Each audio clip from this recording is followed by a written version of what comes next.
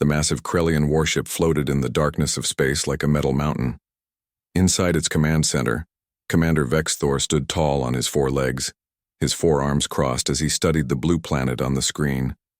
Earth looked so small and peaceful from here. It seemed impossible that such a little world could pose any threat to his mighty fleet. 67 Krellian battleships surrounded him in perfect formation. Each ship carried enough firepower to turn a moon to dust. The Krellian Empire had conquered 40 star systems using this same fleet. Earth would be number 41. Sub-Commander Thralix approached his leader, his insect-like feet clicking against the metal floor. In his upper right hand he held a communication device that blinked with an urgent red light.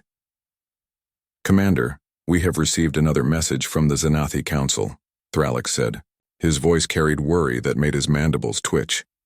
"They are begging us to reconsider this invasion." Vexthor turned one of his large black eyes toward his second-in-command while keeping the other three focused on Earth. "The Xanathi are cowards, Thralix. They fear their own shadows. But sir, they have dealt with humans before, they say." "They say many things," Vexthor interrupted. "They lost a few ships and ran away like frightened children. We are not the Xanathi. We are Krellian warriors." Thralix shifted nervously, his chitinous skin making soft scraping sounds. "Commander, perhaps we should at least read their full message. Elder Zixaval himself sent it.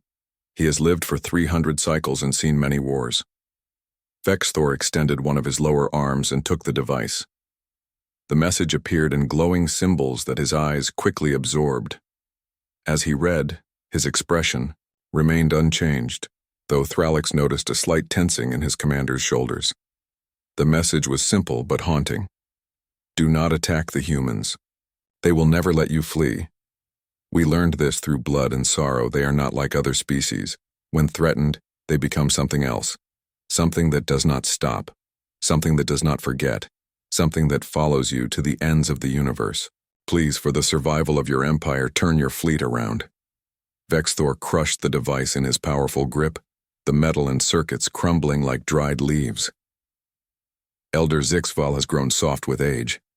He speaks of humans as if they were demons from ancient myths. But Commander, what if there is truth to his warning?" Thralix asked carefully. He knew questioning his commander could be dangerous, but his duty to the fleet came first. "Look at them." Vexthor gestured at the blue planet with all four arms. "They have had space travel for only 20 of their years. Their ships are primitive metal boxes pushed by chemical rockets and simple fusion drives. They still fight among themselves over resources and boundaries. How can such a young, divided species threaten the might of the Krellian Empire?" Down on Earth, the situation looked very different.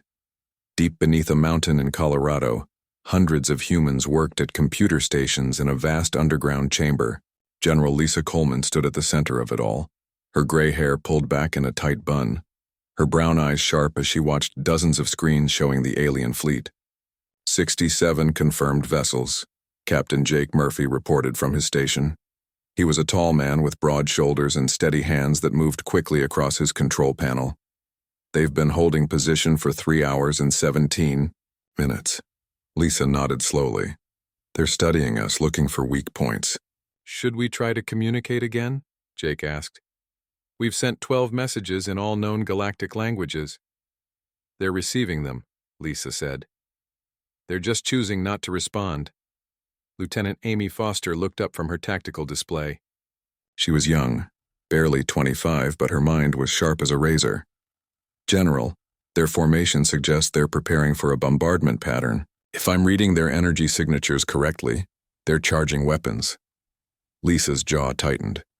She had hoped it wouldn't come to this. Humanity had worked so hard to prepare for peaceful contact with alien civilizations. But they had also prepared for war. "Activate Protocol 7, Lisa commanded. "Wake up all orbital platforms. Bring the magnetic cannons online. And somebody get the president on the secure line." Around the world, hidden facilities came to life.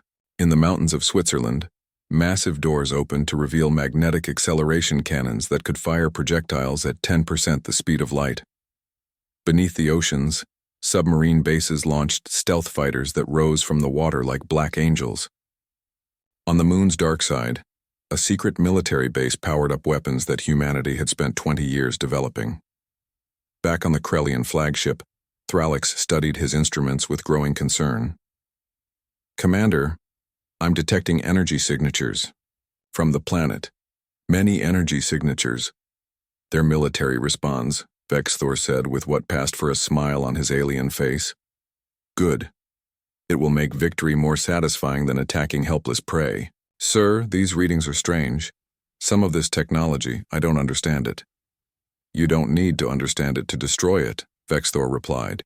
He turned to address his bridge crew. "All ships, prepare for planetary bombardment. Target their major population centers first. Break their spirit quickly and the rest will surrender." But even as he gave the order, Thralix noticed something odd on his scans. Small objects were moving on Earth's moon. They had been hidden somehow, invisible to their sensors until now, and there were hundreds of them. "Commander," Thralix began, but Vexthor raised a hand for silence. "The time for doubt has passed. We strike now." In her underground command center, Lisa Coleman watched the alien weapons begin to glow brighter. She closed her eyes for just a moment, thinking of all the people in the cities above, all the families who had no idea their lives were about to change forever. "They're going to fire," Amy Foster announced, her voice steady despite the fear she felt. Lisa opened her eyes. They were hard as steel now. "Then may God help them, because we won't." Jake Murphy's fingers flew across his console. "All defense systems ready, General. Just give the word." Lisa thought of the old Xanathi warning that had been shared with Earth's leaders 2 years ago. The aged alien had been dying, his ship barely holding together when humans had rescued him. With his last breath, he had whispered a prophecy that now seemed to be coming true. "The day will come when others will test you," the Xanathi had said. "When that day arrives, remember that mercy is for after victory, never before." The first Krellian plasma beam cut through space, heading straight for Los Angeles. It moved at the speed of light, unstoppable and devastating, but humanity was ready. From hidden satellites, invisible webs of energy sparked to life. The plasma beam hit the defensive screen and scattered like water hitting a wall. All around Earth, the hidden defenses that humans had spent 20 years building in secret revealed themselves. On the Krellian bridge, Vexthor watched in shock as his attack failed. "That's impossible. They shouldn't have shield technology." And then the counterattack began.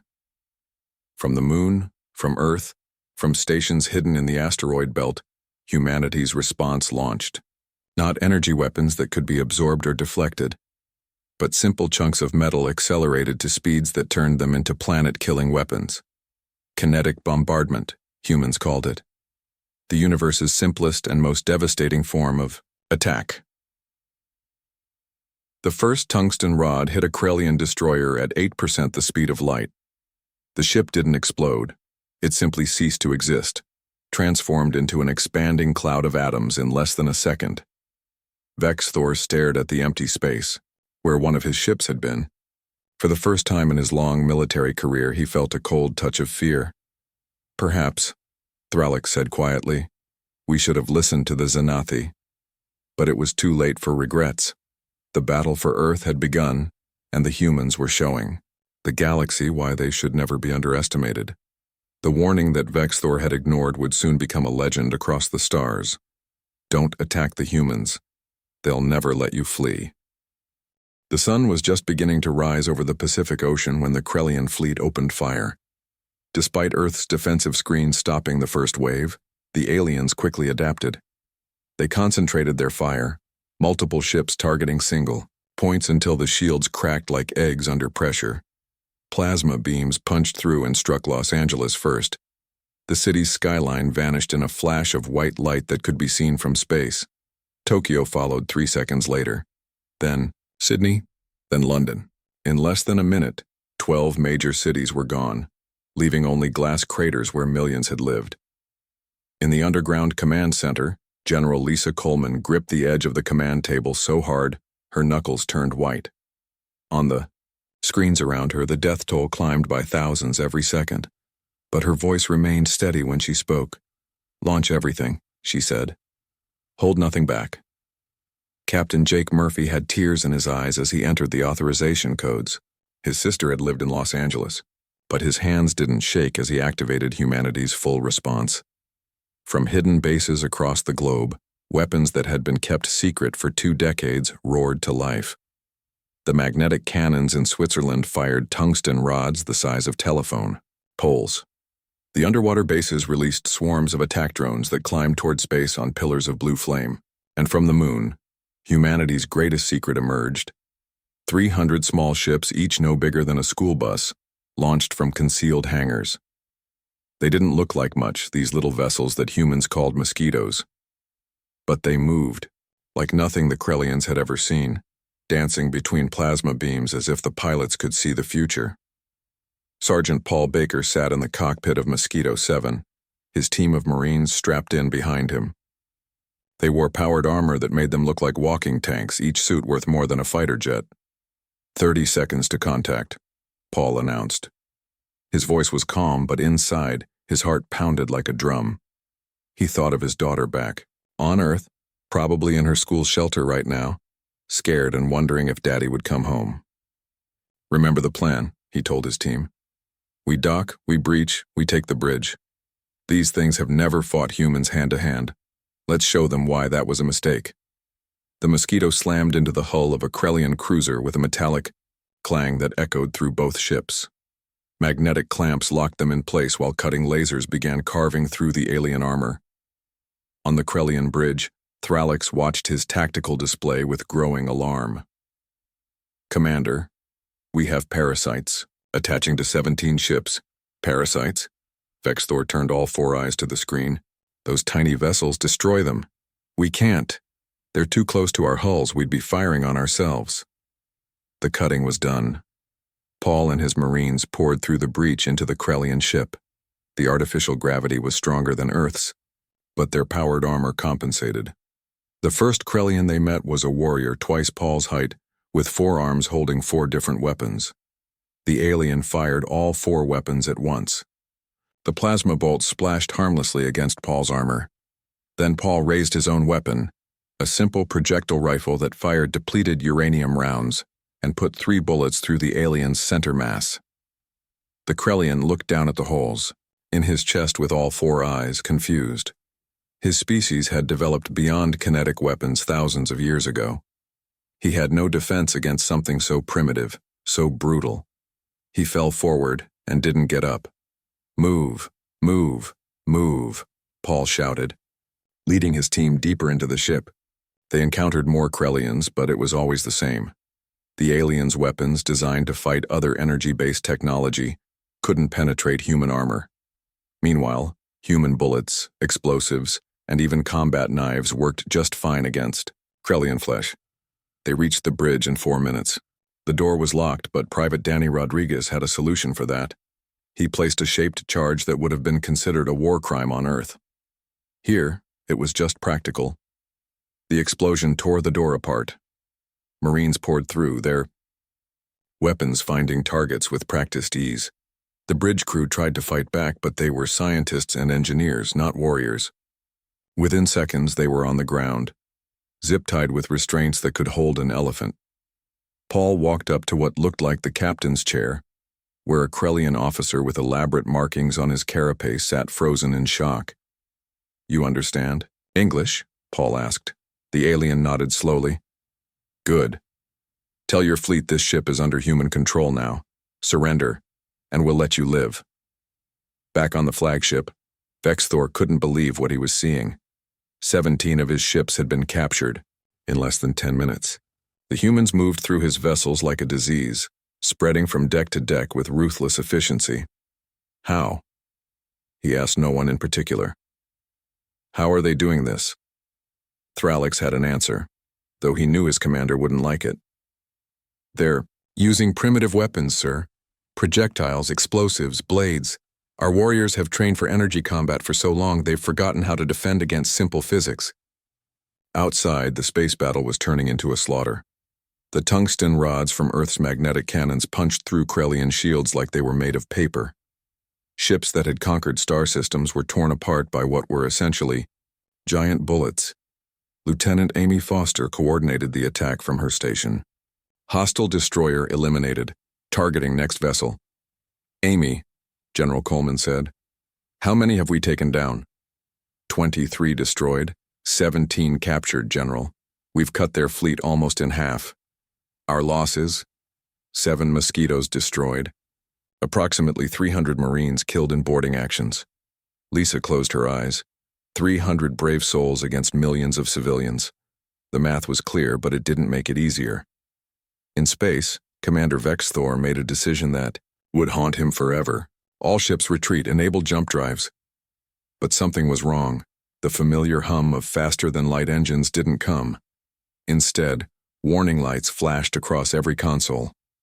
Commander. Thralix's voice was barely a whisper. We can't jump. Something is stopping us. On Earth, Jake Murphy smiled grimly. Interdiction field is active, General. They're not going anywhere. The interdiction field was humanity's greatest secret, traded from a dying race called the Yoth in exchange for medical aid. Humans had improved it, weaponized it, turned it into a cage that could trap a fleet.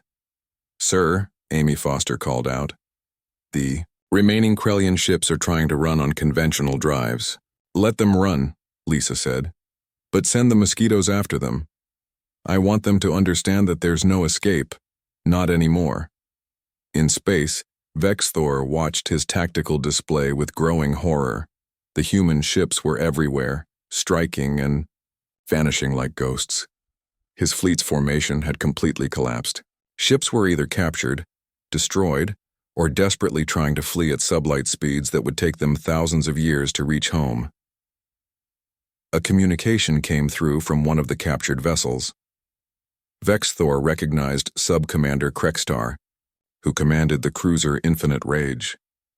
But standing behind him was a human in powered armor, weapon pressed against the Krellian's head. Commander, Krekstar said, his voice shaking, the humans offer terms. Surrender and they will allow us to live. Continue fighting and...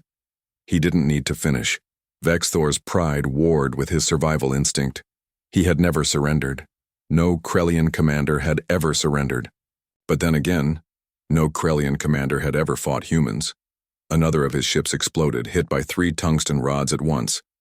The eternal conquest became an expanding cloud of debris in seconds. Commander, Thralix said urgently, we've lost 60% of the fleet. If we continue... I know, Vex Thor snapped.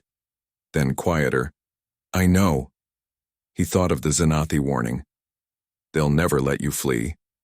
He understood now. It wasn't just about military might. It was about will. Humans had the will to fight until the end, to pursue until there was nowhere left to run. On Earth, cities burned and millions mourned, but humanity's response had been swift and decisive. The invasion that was supposed to add Earth to the Krellian Empire had become a trap, and the trap was closing. General Coleman looked at the tactical display showing the scattered Krellian fleet. Some ships were still fighting. Others were trying to run, and many were simply drifting, their crews either dead or surrendered. They came to conquer, she said quietly. Now they're learning what it means to wake a sleeping giant. The battle would continue for days, but the outcome was already decided. Earth had been wounded but not broken. The Krellians had expected easy prey. Instead, they had found something far more dangerous. They had found a species that had spent its entire evolution fighting for survival, and had gotten very, very good at it. 3 days had passed since the invasion began. Commander Vex Thor stood on his bridge, his 4 eyes bloodshot from lack of sleep. Every time he tried to rest, alarms would scream through the ship. Another human attack. Another system failing. Another ship lost. The mighty Krellian fleet that had arrived with 67 ships was down to 31. Some were destroyed, others captured, and all were damaged. They limped through space at sublight speed, the human interdiction field, preventing any escape through hyperspace. Commander, Thralix approached carefully. His superior hadn't eaten in 2 days and was becoming increasingly unstable. The humans are hailing us again. I don't want to hear their demands. Vex Thor growled. Sir, it's not a demand, it's different. Vexthor turned one eye toward his subordinate while keeping the others on the tactical display. What do you mean? They're broadcasting on all frequencies. They want everyone to hear. The main screen flickered to life, showing a human woman in a military uniform. General Lisa Coleman looked tired but determined. Behind her, screens showed the ruins of Earth cities, the millions of dead, the suffering the Krellians had caused. Commander Vexthor, Lisa began, her voice carrying across space. You came to our world uninvited. You killed our people without mercy. You thought we were weak. She paused, letting the words sink in. You were wrong. The transmission showed footage of captured Krellian ships, their crews in restraints. It showed the debris fields where Krellian vessels had been destroyed. It showed human fighters swarming, like angry hornets around the retreating fleet. For 3 days we've hunted you, Lisa continued. For 3 days you've tried to run. How does it feel, Commander? To be the prey instead of the predator? Vexthor wanted to respond, to shout defiance, but what could he say? Everything the human spoke was truth. We could destroy you all right now, Lisa said. Our weapons are locked onto every one of your remaining ships. One word from me, and the Krellian fleet ceases to exist. Another pause. But we won't. Do. You know why? The question hung in space like a challenge. Because we want you to understand something. We want you to go home and tell your empire what happened here. We want every species in the galaxy to know that humans are not victims. We are not easy prey. We are the species that split the atom before we cured cancer. We are the species that went to our moon using computers less powerful than what we now carry in our pockets. We are the species that survived ice ages, plagues, and world wars. And when someone attacks us, we don't just defend.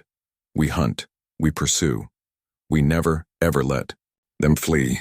The transmission ended, leaving the Krellian bridge in silence. In space around them, human fighters continued their harassment. They didn't aim to destroy anymore, just to damage. A weapon system here, an engine there.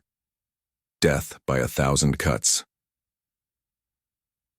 Lieutenant Kevin Chen piloted his fighter through the debris field, his squadron following in perfect formation. They'd been flying for 16 hours straight, taking stimulants to stay awake. His eyes burned and his hands shook, but he kept flying. Eagle Squadron, this is Eagle 1, Kevin said into his radio. Target the command ship's communication array. Let's make sure they can't coordinate with the others. Copy that, Eagle 1, came the reply from his wingman. Making attack run now. Kevin watched his squadron strike with surgical precision. The Krellian flagship's main communication dish exploded in a shower of sparks. Now Vexthor couldn't even talk to his other ships without using short-range emergency channels. Back on Earth, Captain Jake Murphy studied the tactical display in the command center. The Krellian fleet was scattered across 1,000,000 kilometers of space, each ship isolated and afraid. They're starting to panic, Jake observed. Look at their movement patterns. No coordination, no strategy. They're just running. Amy Foster nodded from her station. 3 of their ships have powered down weapons entirely. I think they're trying to surrender, but their commander won't let them. Then we need to give them more encouragement, Lisa said. She turned to Jake. Launch Operation Persistence. Jake smiled grimly and entered the commands. From Earth's moon, a new wave of ships launched, not fighters this time, but bombers, slow, heavily armored vessels carrying humanity's most devastating, non-nuclear weapons. On the Krellian flagship, Thralix watched the new ships appear on his scanner. Commander, more human vessels approaching. Vexthor was beyond exhaustion now, beyond fear. He was entering a state of numb acceptance. How many? 50. They're not moving to attack positions. They're following us. Following? Yes, sir. Maintaining distance but matching our course and speed. It was psychological warfare at its finest. The bombers were there as a constant reminder that destruction was just one order away. They followed the Krellian fleet like vultures following a dying animal. For another 2 days this continued. The Krellians couldn't sleep, couldn't rest, couldn't even think clearly.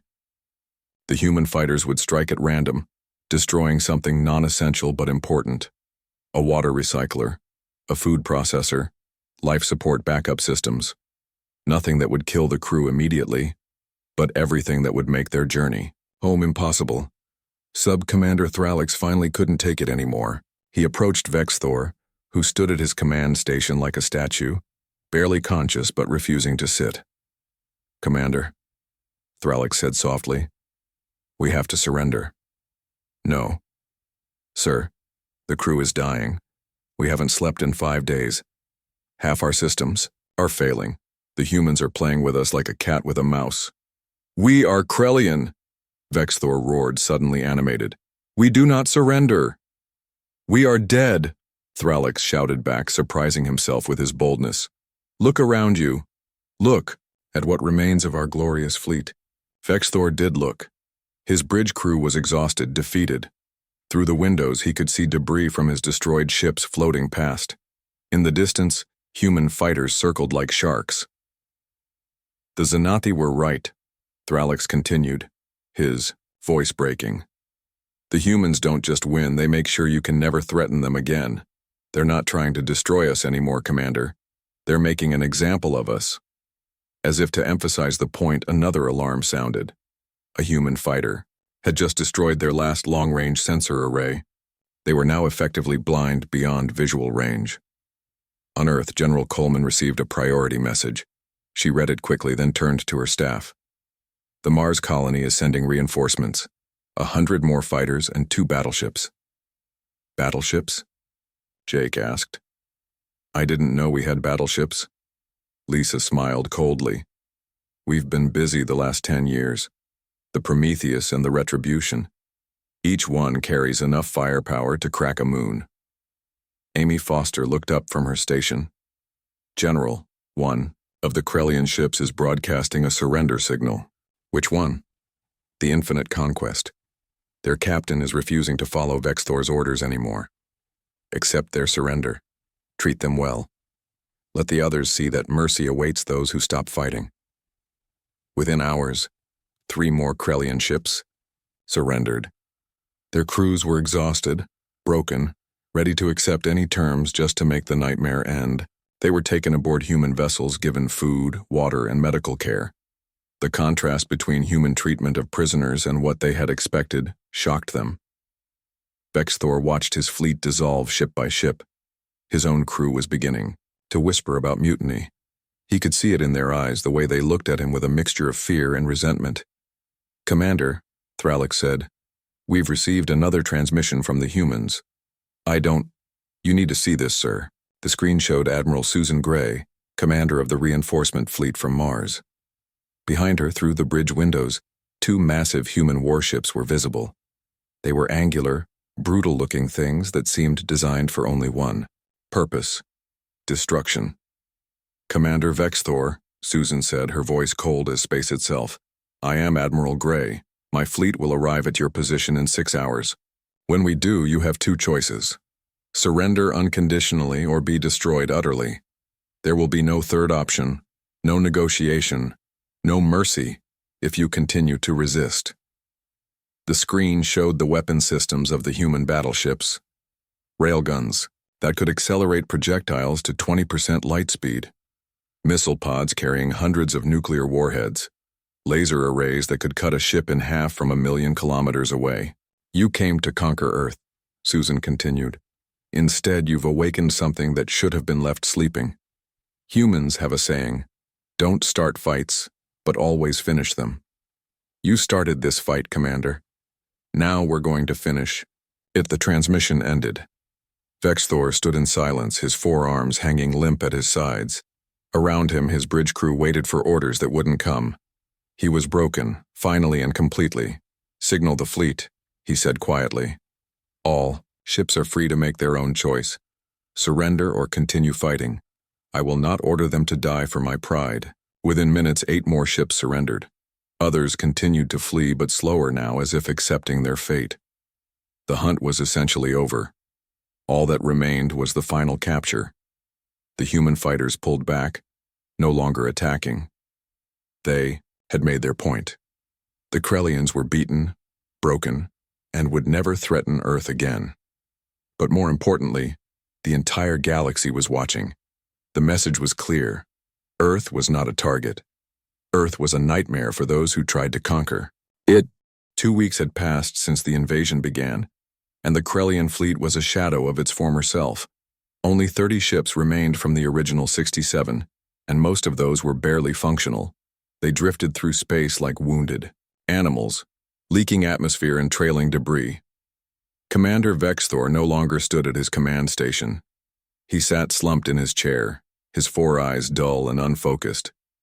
He hadn't slept properly in 14 days. Every time he closed his eyes, he saw the human fighters coming for him. He heard the alarms. He felt the ship shake from another precision strike. The humans had stopped trying to destroy them a week ago. Now they just watched. Hundreds of fighters in the 2 massive battleships from Mars surrounded the Krellian fleet at a safe distance, waiting, watching, recording everything. Commander, Thralix approached slowly. His own exhaustion was evident in the way his 4 legs trembled. "We've lost another ship." "Destroyed?" Vexthor asked without looking up. "No, sir. Surrendered."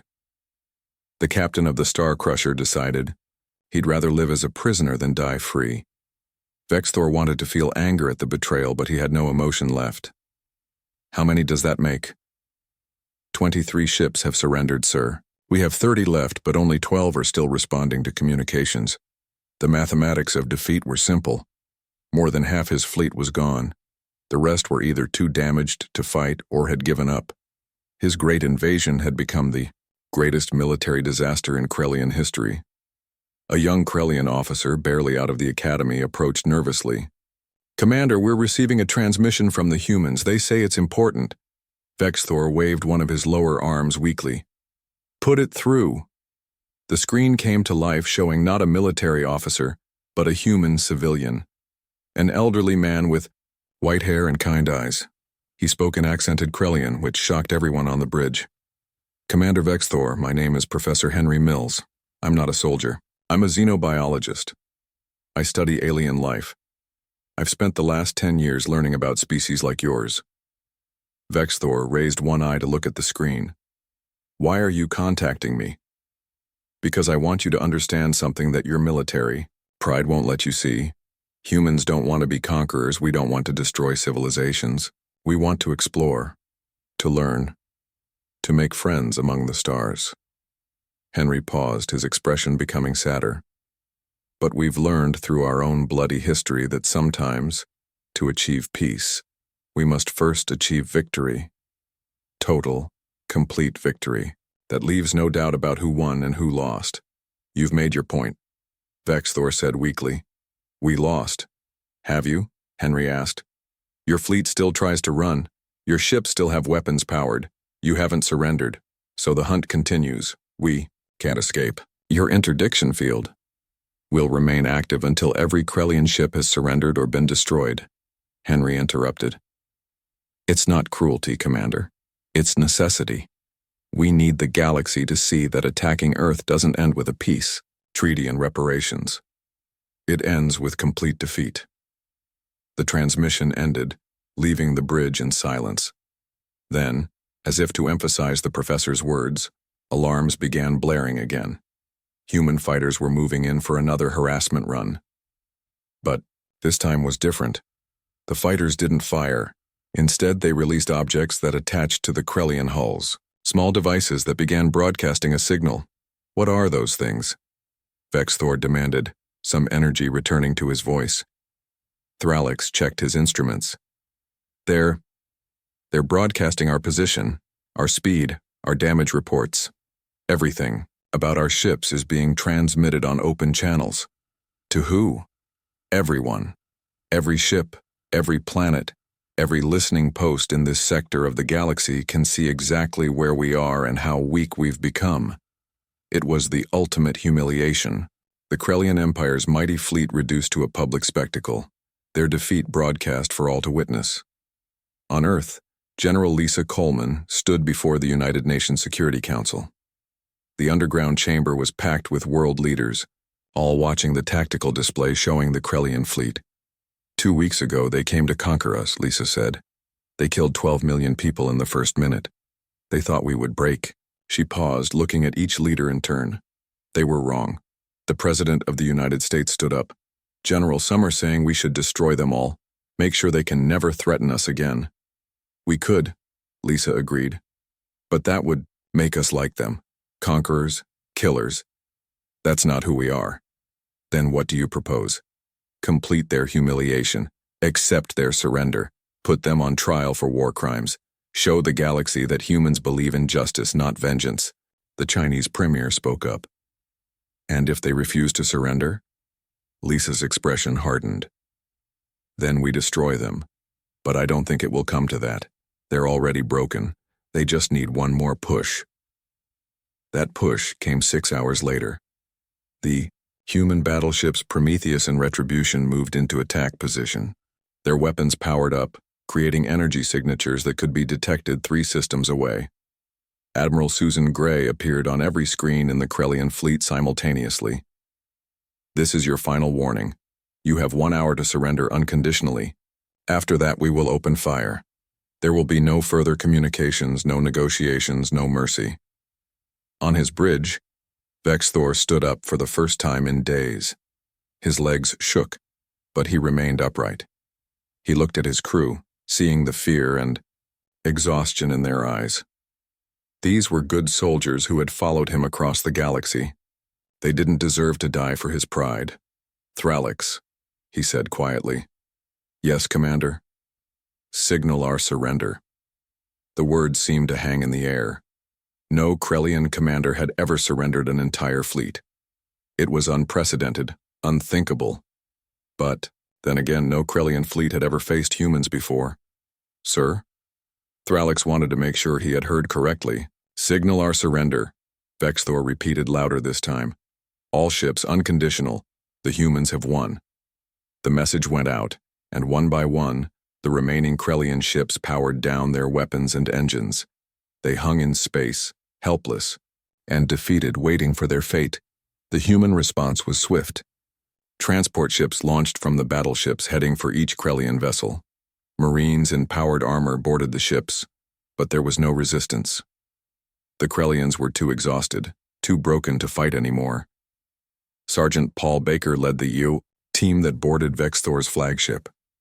He found the commander standing on his bridge waiting. The alien who had commanded the invasion looked smaller somehow, diminished by defeat. Commander Vexthor, Paul said, his weapon lowered but ready. By order of the United Earth Government, you are under arrest for crimes against humanity. Vexthor nodded slowly. I understand. He looked at the human soldier, studying him with all 4 eyes. Tell me, human, why didn't you just destroy us? Paul thought for a moment. Because we're better than that. We defend ourselves. We make sure our enemies can never threaten us again. But we don't commit genocide. That's the difference between us and conquerors like you. As Vexthor was led away in restraints, he thought about the Xanathi warning one more time. They'll never let you flee.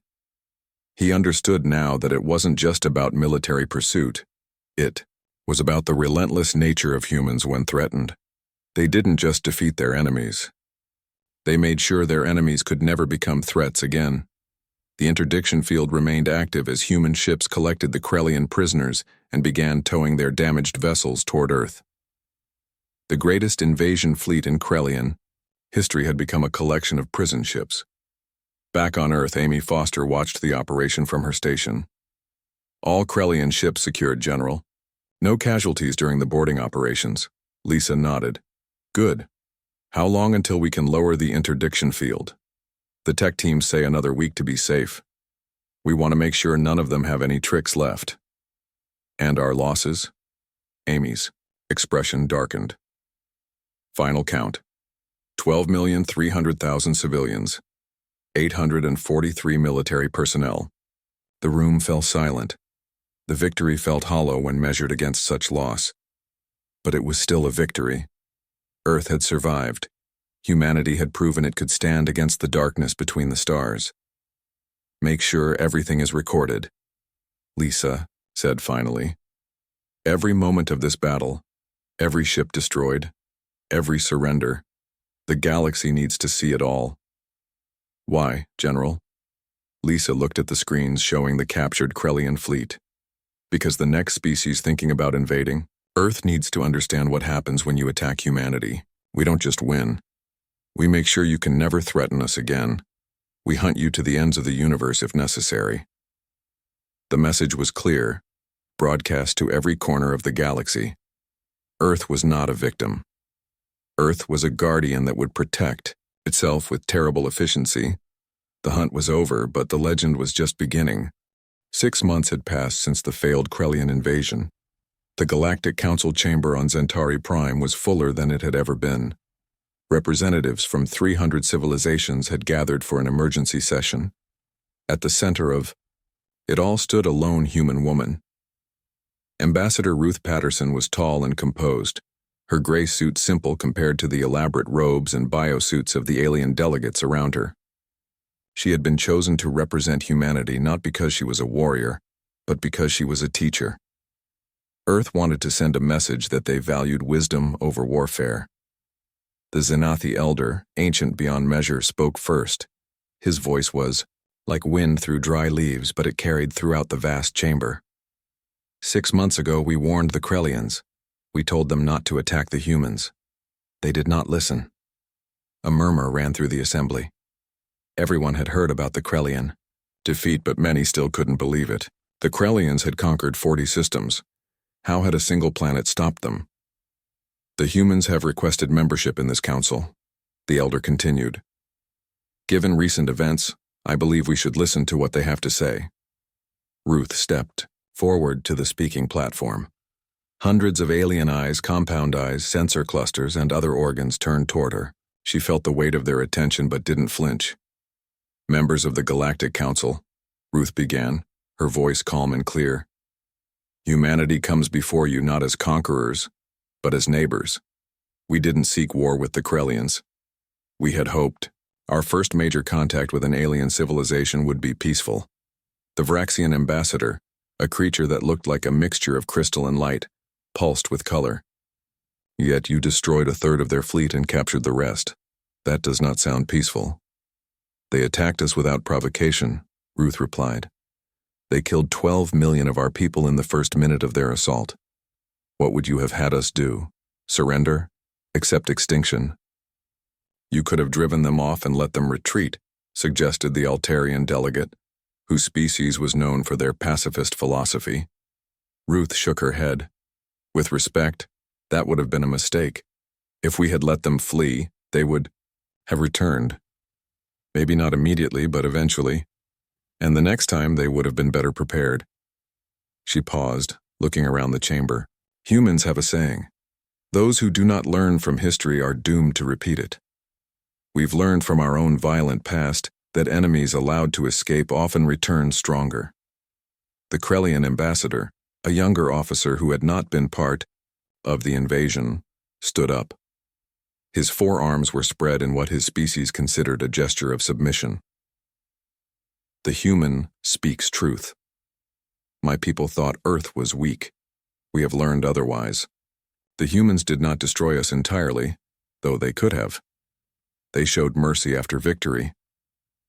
Tell them about the trials, Ruth said. The Krellian nodded. Commander Vex Thor and his senior officers are facing trial on Earth for war crimes, but it is a fair trial. They have lawyers, the right to defend themselves, the chance to explain their actions. The humans could have executed them all, but they chose justice instead. And the Krellian Empire? Asked the Xanathi elder. Under human protection while we rebuild, the Krellian admitted. The humans have sent teachers, doctors, engineers. They help us recover from the loss of our fleet. They treat our civilians with kindness. It is unexpected. Ruth smiled slightly. Humanity doesn't believe in collective punishment. The Krellian civilians didn't attack us. Why should they suffer for their military's actions? The Thandari representative, whose species had stayed neutral in most galactic conflicts, raised a manipulator appendage. What of the technology you used? The interdiction field that trapped their fleet? A gift from the Yoth improved by human innovation, Ruth answered honestly. We've learned that in this galaxy, survival depends on being prepared for any threat. You speak of survival, the Altarian said, but your response seems excessive. You hunted them for weeks. Ruth's expression hardened slightly. Let me tell you about humanity. We evolved on a world that tried to kill us every day. Predators, diseases, natural disasters. We survived them all. We fought each other for thousands of years, learning every possible way to wage war.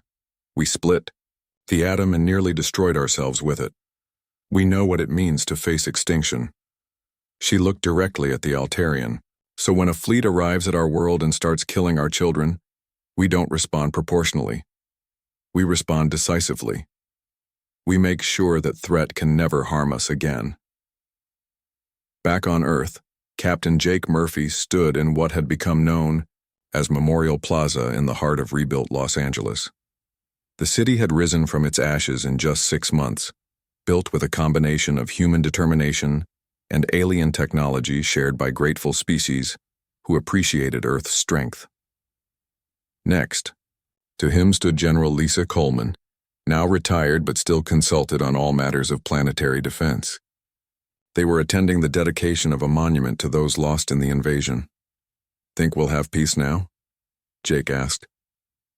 Lisa watched as families placed flowers at the memorial wall.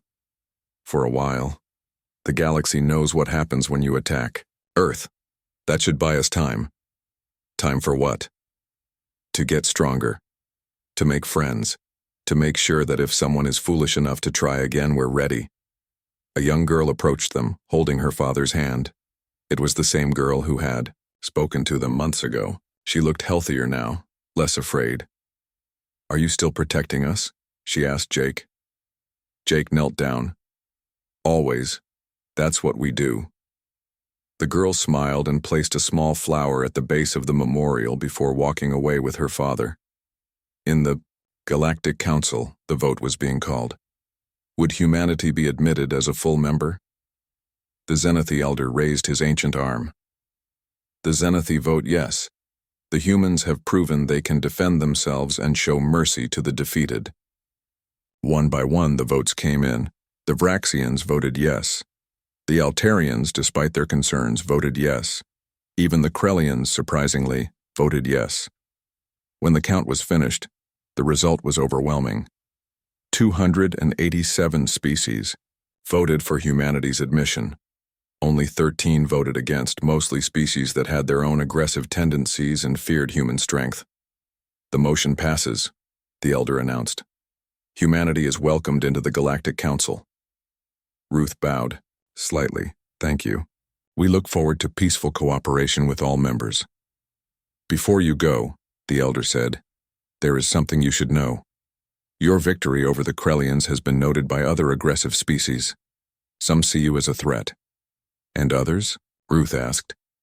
Others see you as protectors. 3 species have already requested defense treaties with Earth. They want your protection against races like the old Krellian Empire. Ruth nodded. We'll consider all requests, but let me be clear about something. She addressed the entire assembly. Humanity wants peace. We want to explore, to learn, to grow. But if anyone, anywhere, at any time, threatens our world or our allies, they will learn what the Krellians learned. She paused for effect. Don't attack the humans. We'll never let you flee. 20 years passed. The phrase had become a common warning throughout the galaxy, translated into 300 languages. Military academies on 100 worlds studied the Battle of Earth as a masterclass in defensive warfare.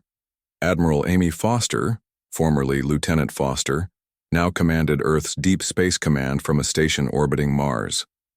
On her desk was the EO, same plaque that generals and admirals before her had kept. Don't attack the humans, they'll never let you flee. A young ensign entered her office. Admiral, we've received a distress call from the Altarian colony on Kepler 442b. They're under attack by raiders.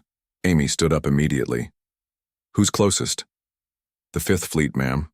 They can be there in 6 hours. Send them. Full speed. And ensign? Yes, Admiral? Make sure the raiders know who's coming. Sometimes just knowing humans are on the way is enough to end a fight. The ensign smiled. Yes, ma'am. As the order went out, ships bearing Earth's flag changed course toward the threatened colony. The raiders, upon learning that human ships were approaching, immediately ceased their attack and fled. They knew the stories. They knew what happened to those who continued fighting after humans arrived.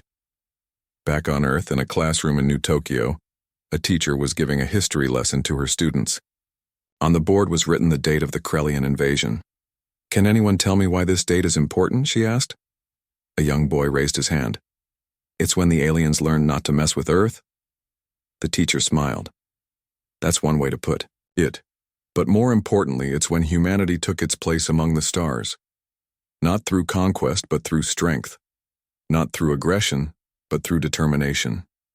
She looked at her students, all born after the invasion, growing up in a universe where humanity was respected and sometimes feared. Remember this lesson, she said. We don't start fights. We're explorers, scientists, artists, dreamers. But if someone brings war to our door, we finish it, completely, decisively, finally. In the depths of space, on a Krellian world rebuilding, with human help, former Commander Vexthor worked in a school, teaching young Krellians about the galaxy. His war crimes trial had ended with a life sentence of service, educating his people about the cost of aggressive warfare. A young Krellian asked him, Teacher, why do all the other species fear the humans?